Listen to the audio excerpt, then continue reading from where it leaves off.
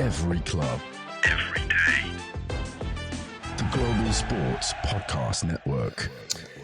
Hello and welcome to the Daily Southampton. As you can tell from my voice, I accidentally got dragged to the game yesterday with Greg for once again another one of those. I wouldn't even call it a plucky defeat, if I'm totally honest. It was another game which we could, at this point, have multiple AI clips generated in the background where we just click the buttons and it will give the opinions that we're going to give, because some things apparently this season do not like to change. I am joined today by the entire team. I have Greg here. How you doing, mate? Yeah, I'm all right, mate. I think I'm feeling a bit more positive than you, but that's not. Just sad, mate. It's fine. Yeah. I'm joined by Oscar. How you doing, bud? Yeah, not too bad. Not too bad. Yeah. So, unfortunately, a prediction that I got correct. It wasn't an Alexander Isak hat trick. I still captained him for my FPL, and it meant that that was a consolation prize I got. We've had a sort of, I guess, I wouldn't call it viral, but like semi-viral tweet where we noticed an extremely long bit of Kyle Walker-Peters hanging around at the end of the game, which is worrying for us because I think we're all in agreement that we're big fans of Kyle here. I don't know if anyone else said we're all in agreement of that, right? Oscar? Absolutely. I am in agreement in that I think he's probably our best player, but I think it wouldn't be the end of the world if he was to move on in January to get a bit of cash. I think that's what Craig said to me yesterday, was like, well, yeah, he's our best player, but if you all think he's bad and he's our best player, what does that say about the team? I'm like, yeah, well, that's true. Good. So yeah, that was slightly strange. So if you've decided to join us off the back of that, hello and welcome. If you're a regular viewer and listener, hello and welcome. It's it was a difficult day yesterday. Obviously, not the result we wanted. First 25 minutes didn't feel like it was going to be that way, but then we did the standard. Well, we've got a goal down. Better let in two more. So I guess we'll start right at the top. Team sheet. Oscar, any thoughts on the fact that we had a couple of moving parts? Obviously, some injuries played a part, which we were kind of aware of when we talked about in our preview. But is there anything there that surprised you? I wouldn't say anything that surprised me. I was glad that he did end up dropping into a midfield 3 to whatever extent that he did. So we got the formation one of the formations I think that we've spoken about, but we still had Onuachu and Armstrong up front instead of Archer. Yeah. Which is a shame. Indeed. Greg, what's your thoughts on that? Yeah, no, I think it was really sad to see Armstrong instead of Archer. I don't really think Armstrong actually brought much to the game. But I think we were talking about it before the game, and I'm like, oh, it's not awe-inspiring, but then I tried to list 11 players that you could put out on the pitch for us that would be, and actually that turned out to be more challenging than I thought. So it was a difficult one. I mean, it was always a concern, Ramsdale potentially not being fit, and then obviously not being. So let's just hope that it is a knock in training and not an offer from somewhere better, right? I didn't even consider that. I don't think so. I was sat pretty much right next to the bench, and I saw him come up, and he seemed to have his hand in his jacket and holding it as if he's done something, but nothing like in a cast or bandage or anything. But to be fair, what I would say is I thought Alex McCarthy actually played quite well. To be fair to him, I'll blow his trumpet, when it's deserved.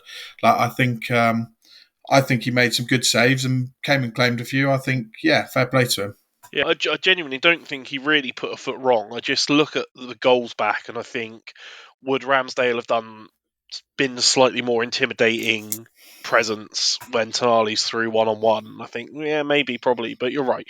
McCarthy didn't have a bad game at all. And you're right, coming out from corners, he did everything you can ask a keeper to do. So I think if you look back at the three goals, I know I've already seen people complaining about the fact that he went the wrong way for a penalty.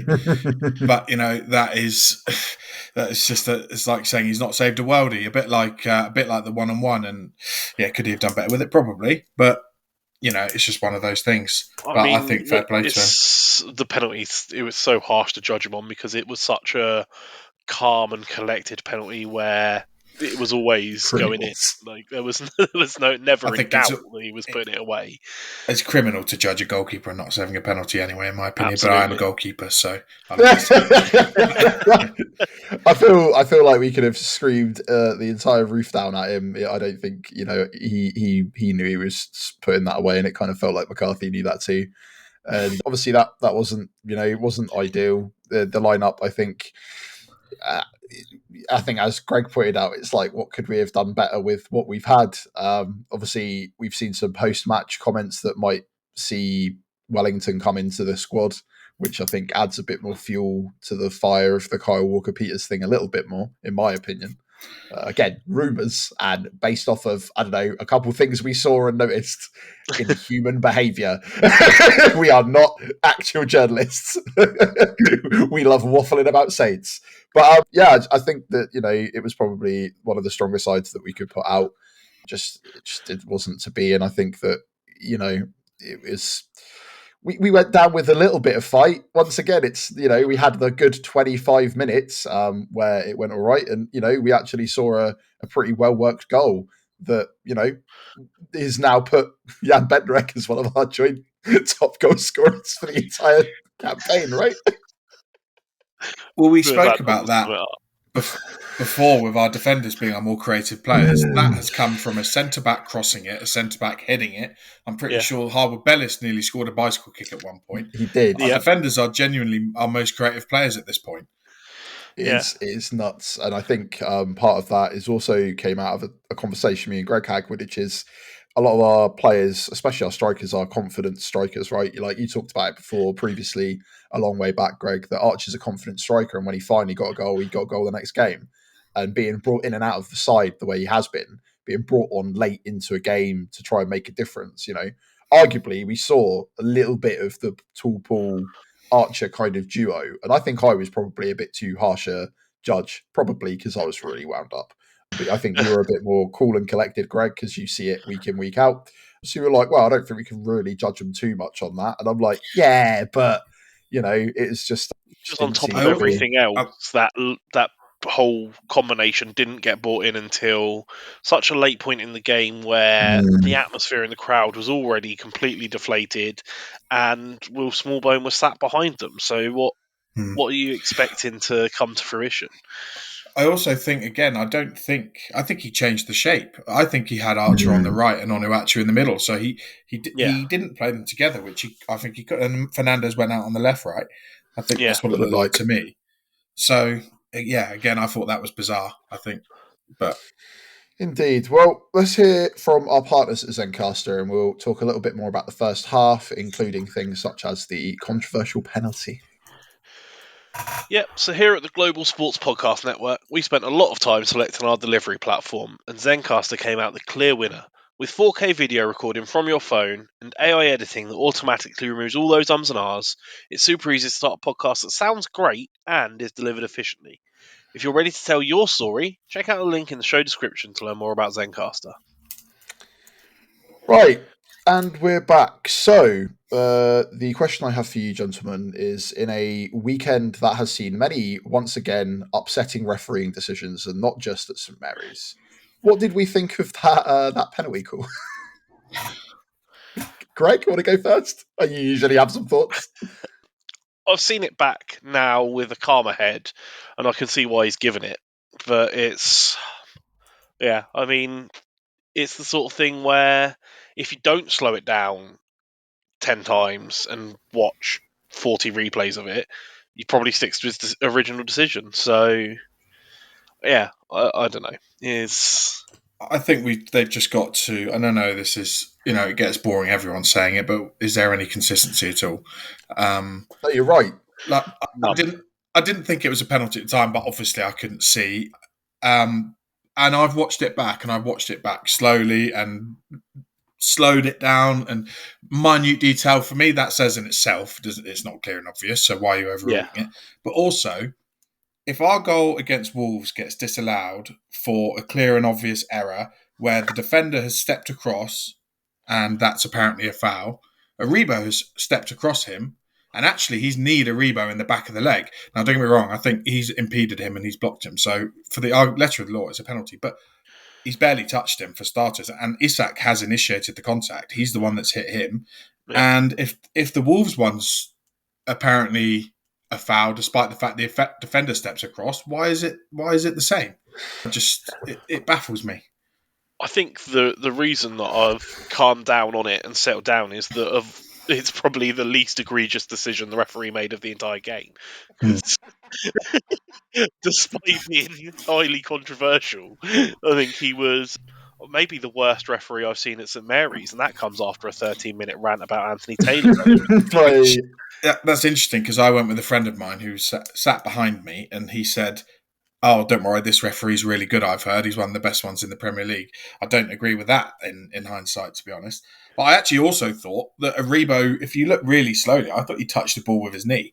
And I think he touched it into his hand. So that opens up a whole other can of worms. But I could be wrong with that, but that's what it looked like. And I did try and watch it back quite a few times.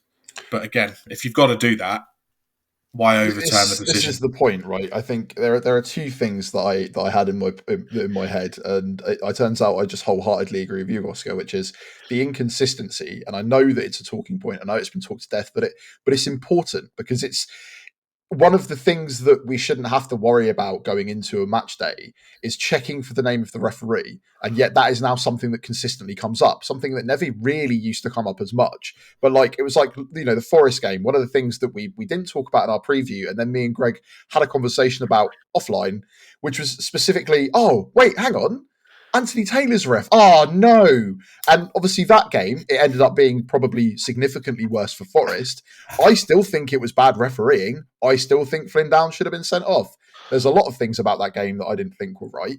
And that's the problem, is it's getting to a point where, there is no consistency and you end up having to kind of hope that you get a referee that isn't going to just... one that's going to be every single slight bit of contact is going to be yellow, some that don't, some that penalise like simulation, some that don't. I understand there needs to be a level of discretion. Don't get me wrong. Is there a good ref in the Prem though? Like every single game this weekend, I've had a report notification through on my phone like, Arsenal's red card was an awful decision, the worst refereeing decision I've ever seen. And I mean, like there was one that is supposedly that's supposedly our best referee. Yeah. Michael Oliver is supposedly our best referee. They were talking about that on TalkSport earlier. He's supposedly our best referee, and they were saying, is that making the VAR hesitate when they're trying to correct him and things like that? I don't actually know who was the ref yesterday. I don't really know who he is, to be honest. He was someone I'd not heard of until yesterday. It is... let me check. Please hold Barrett. for us. Is someone Barrett?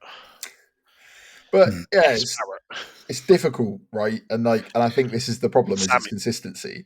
And the other thing is it's like the other point that you made was it being clear and obvious. And it's one of those things where, okay, well, if it's not clear and obvious, but you're going to give it, then you've already broken your rules here. So maybe it's time for a reevaluation of the rules. But then they keep nitpicking and not really deciding, like what handball used to be is no longer what handball is. The way that, offside works is it seems to, I'm pretty sure they're supposed to have semi-automatic at this point, right? And that didn't seem to come into play 6 minutes for an offside decision as well, though, in the disallowed goal later in the game. Yeah, but also I'm relatively sure that the VAR decision in the first half added on 3 minutes, which then half of that was them playing a free kick, which then probably should have been added on. But this is the other thing where it comes down to inconsistency. If time is going to be added on, add all the time on.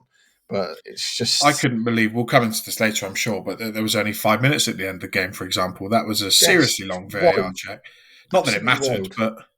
But it's the point, right? Like the thing is it might not matter, but these things are important because these are the things that change. They might not change our game entirely, and we really do have a mentality problem where something bad happens, even something that's like, and the thing is in that situation, the problem is there were two things that you could quite easily observe. The entire crowd turned, and then the players were disheartened. So the players are disheartened. The crowd is no longer half as geared up as we were for the first sort of 25 minutes. And then that has a knock-on effect. But also it's once again the mentality thing of, well then, okay, we've conceded a penalty. Go on to try and go like build from what you had before. Whereas actuality, what we did was let in a goal, and then it's so much harder to fight back. So much harder. I think, to be fair, I don't think we crumbled quite like we have. I think No. that was just. I thought that was a superb play from Isak. That was an unbelievable first touch that our strikers could watch from, because he's taken himself away from the defender just with his first touch. He scored the goal of his first touch. Finish was good as well, obviously, but and then past that, I actually thought we didn't completely crumble. But it wasn't 5-1. The third goal. No, I potentially too optimistically felt like we had a chance of getting right back in it, and we, to be fair, played. We didn't really create a lot, but we did play like we could get ourselves back into it. But what I want to talk about is how easy both of their goals seemed to be. Like, it was just one pass that tore our entire defence to shreds both times. And guess what, Greg? We'll talk about that once we've heard from our partners at the Global Sports Podcast Network. The Global Sports Podcast Network is changing the face of football podcasting with dedicated daily content for every Premier League team, women's football, fantasy football, and a daily Premier League wrap-up broadcasted in 5 different languages. This is your one-stop shop for your daily football fix. Find GSPN wherever you find your usual podcasts. And we're back. So, Greg, what is it you were going to say, my friend? Yeah, just how easy it seemed to be. And you're right, it was moments of quality from Isak. It was an unbelievable finish, and the same with Tonali. But both times, it was just one pass that seemed to sell us completely short. And is that because we were pushing too hard and trying to create, like pushing forward and getting these chances, like a centre-back cross into a centre-back where our goal came from? Is that just leaving us too open, or is there something else to it? This is something that I was wondering, because I noticed that quite often Harwood Bellis was pushing up and driving forwards. Bednarek, not so much. He was sort of more of the sitter, but still at times. We know Walker Peters goes forward. On the other side, Manning again was going forward. So I do wonder if, being very aggressive, but how often do we get hit in the counter-attack? I think there's a reason we lost 5-0 to Brentford, for example. So you're right. I think it does pose a question. That one for Tonali, I watched it back a few times to try and figure out what really happened. I think Bree, I'm not really sure what he's doing. He's sort of floating around out on the side. But Narek's gone to try and challenge 2 players for the ball and left the space. And Ugochukwu watched Tonali, ran past him, pointed at him a couple of times, looked around, realised no one's going to get back, started to jog, stopped, and then ran when it was too late. And to me, it was good play from Tonali, to be fair. And I think someone was complaining that Harwood Bellis basically absolutely blasted Matty Fernandez for losing the 50-50. But I think just who's got the accountability, and it can't be Bednarek, because he's having to go and get the ball, so he can't orchestrate everything. Is McCarthy going to be the one to shout and scream at everyone and try and organise? I don't know.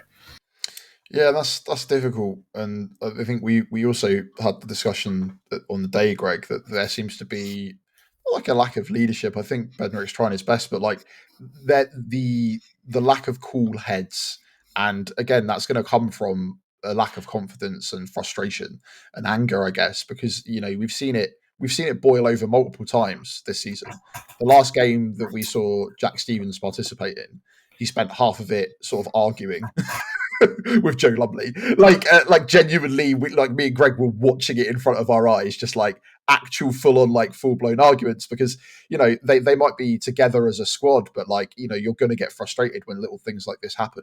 But the problem is it's like, how do you get rid of the rot at this point? Because it's every single game. And part of me wonders, like, okay, well, maybe our centre-back pairing is good, but like, what happens if we start mixing up personnel? We've already seen people get chances and then them take it. Like Les doing a lot better, Tall Paul, Sulemana, who we can talk about later, because there's rumours that have come out of the club that apparently he was signed with a long-term injury. I kind of hate how gross it is that information like this keeps coming out from leaks within the club, if it's true, because it's kind of one of the reasons I think the ABK saga feels a bit weird to talk about. So yeah, it's one of those things in my head, like where is the leadership on the field going to come from going forward?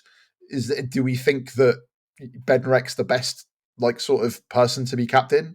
Some people were talking about Ramsdale just because he shouts, but I also don't feel like he's going to be here next season. controversially, do we think when Stevens is back and fit, he should be back in, considering we're kind of playing 3 centre-backs anyway? I don't know. What's your opinion, Oscar? You look like you've probably got... Yeah, I think when we spoke about character, I think Stevens adds that a bit too much, but he adds it. And is he any worse defensively than Bree? And I'm not saying Bree's bad defensively at centre back, but would he add any less? Bree, I think, adds going forwards, but it's just whether you can trust Stevens not to get himself sent off and get himself that's over egged. So obviously, Greg, me and you have had a lot of discussions in the past, and we're both not really huge Stevens fans. I feel like the fact, as much as character is important, I think your point of it being too much, Oscar, is kind of where I've been this season with you losing too much of your head. I'm seeing it a bit with Harwood Bellis when he gets 60 minutes into the game, he starts to get so cross, and that's when the mistakes like the third goal at United come, and that we can't keep doing that week in, week out. So is there anything you think we can do, Greg? What do you reckon? Not that there's a lot of fight left of the season, to be honest. But yeah, I don't know what the answer is. Stop conceding 3 goals a game. It shouldn't be like this really is that, right? But I don't know. I mean, it's a start. I wonder how much of it is the personnel and how much of it is them being told to push on. And when we can only seemingly rely on our defence to get goals and nobody else, it's hard to attribute the blame to them. But I don't know what the answer is. I mean, there were moments yesterday where Bree seemed wildly out of position. I can think of 3 or 4 that I noted like mentally, and there are a couple of times where I looked at the pitch and I'm like, man, the only player we've got even remotely in a defensive position is Ryan Manning. Like, how are we expected to do anything? 2 points you made about that, which made you really scared, and it's accurate.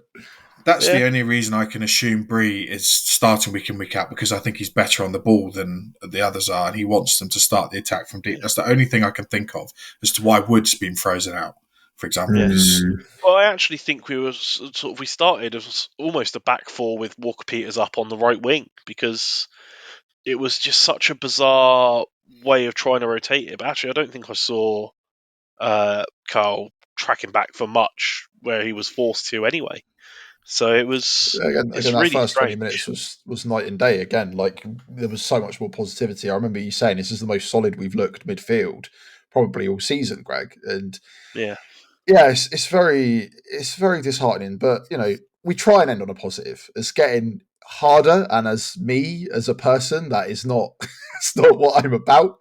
So I'll swiftly move on to another middle ground character, Oscar. What do you think of what can we take from that game, if anything, considering it's another defeat? Yeah, I know. I just want to touch back on the second VAR, because I just don't understand again. I forgot about that. Yeah, I just don't understand why have they got involved again? If the Newcastle players haven't even complained about it, and if you watch it, none of them even complain about it. Shah has deliberately tried to touch it. If that is enough for a player to be deemed offside in the attacking phase, why is it not in the defending? He's tried to head it back. He's flicked his head back, and none of the players have complained about it. Like, ultimately, it probably wouldn't have made a difference to the game, and actually it would have made it a bit more exciting for the last 10 minutes. Yeah, but I just don't understand it. I think, for me, if you're looking at VAR, I don't know. Some people have mentioned it before, but why can't we have it where a team gets a challenge every half, 1 challenge per half, and if they think a decision's gone against them, they use their challenge. If it's wrong, they lose it. If it's right, they keep it, and they get a goal, and then things like that when no one's moaned about it. Yeah, I think combine that with a system where if the referee asks to escalate it because he's not entirely sure, I think that's a complete package, right? I don't really think you need to completely overanalyze every minute. Just, a challenge here, a challenge there, and the referee goes, 50-50, we'll send it and we'll have another look. You stick with the on-pitch decision unless if a team's agree. And look, people will find ways of bending the rules. They will use it to time waste. They already do it anyway. Exactly, and they can add time on. So then it's not just meticulously checking every single thing, because we can't bloody score anyway. So like whenever we do score, it's ruled out. It just It sucked the fun out of it a little bit, didn't it? It's horrible. Like, you celebrate a goal and then you wait for those dreaded purple lines to pop up on the screen. It's like, what's the point? It just kills the joy completely. Yeah, no, I like that idea, and there's a lot of reasons that I like that idea. And as you said, there will be people that try to kind of abuse it, but the problem at the moment is that anything that then suddenly gets eyes on it has every single minute before and after scrutinized to a point where, well, if you're going to scrutinize every single 90 minutes, we may as well just have them flying above all game, every single decision, stop the ball. And that's kind of how it feels, because you can find anything if you look hard enough. It's just a sport. Like, if the defending team aren't even appealing it, because I know from myself playing, if you appeal everything, like if you're not sure, let us appeal it and see if we can get something and get away with it. They didn't even, especially with VAR, and they didn't even appeal. Yeah, it's very bizarre. Very bizarre. So, Greg, what's your sort of final thoughts on the game? A game that seems to be, we could have done better. Referee really didn't help. Oh wow, look at that. It's the story of the season. Yeah, well, I mean, we could end it in an Ivan Juric style press conference. Like, was the ref awful? Yes. Would we have lost anyway? Yes. Should we score more? Yes. Can we stop conceding 3? Hopefully. Do we need to add something to that? Yes. Can we beat Ipswich next week? Hopefully. That's all you can do, really. Like, You're right. We have become so jaded. We are now a former Yugoslavian group of men who answer everything with one word, blunt answers, because the joy inside is dying. Because realistically, before the game, should we expect to get anything from playing Newcastle, who are probably not? That's what the real concern is. Does that come into play every other game for the rest of the season? Maybe, but if we beat Ipswich and we beat Leicester, who we've still got to play, we don't finish on the worst points ever. So fingers crossed. And we spoke about what's the lowest positive. I actually think there are positives to take from that game again, to be fair. Like, I thought we played well at times. We actually scored a goal for ourselves in open play. We did. So, that's positive. I'm not going to go into it again because I know we've already brushed over it. Something I did just note from watching the Sky highlights, that second VAR goal wasn't even on the highlights. Didn't even make it. Yeah. That is bizarre. Greg said that. I'm not trying to start a conspiracy theory, but it is strange. But I think, you take the positives out of that. Would we expect to beat Newcastle at the beginning of the season? Probably not. Look at the quality that they've got and look at where they are. So I think it was, again, there were enough bits and pieces to see that there is some sort of progress. I just don't know, how that transfers into a win. They didn't need the help, I think, is where I'm at on my opinion. And I'm kind of, my prediction being 3-1 is sad because I feel like a little bit of it was realistically gifted to a team that don't really need it. And, I know that's a controversial opinion, and we've been rubbish for most of the season, but there are shoots of hope. And I think that, if considering the sort of character that Juric is and how blunt he is, if he was very disappointed and thought we'd played bad, he would have come out and said it. And that isn't what he came out and said. And I know that from our opinion, watching it week in, week out for the like how long this season has felt, and it's still a long way to go. It's hard and it's painful, but it's still slightly better than watching us lose, be 4-0 down at 25 minutes into the game. So maybe we could do something. Maybe we can, if we can get 12, it'll be 12 points for the season. At this point, I'll be happy. That's a win, yeah. It's weird, but so obviously, the irony being I predicted 12th, and now 12 points would genuinely be our target is not lost on me. Oh, Greg. Right, Greg, thank you very much for joining me. Oscar, thank you very much for joining me. Listeners, thank you very much for joining us. We will join you for another Transfer Tuesday, where maybe there'll be some more stuff to talk about. Maybe there won't be. Either way, we'll do a bit of research and come back. Follow us on all the social media. We're on X, the Everything app, or Twitter, as some people call it still, like me. Blue Sky, YouTube. We are now all on the GSPN official channel. So that's, if you fancy watching us, that's where that is now. It is no longer on our own individual channel. Everything is held under GSPN official. And we are also, of course, on Instagram and TikTok, where we will post all of our clips and little bits and pieces. So, yeah, thank you very much for joining us today, and we will see you in the next one. Goodbye. Every club, every day. The Global Sports Podcast Network.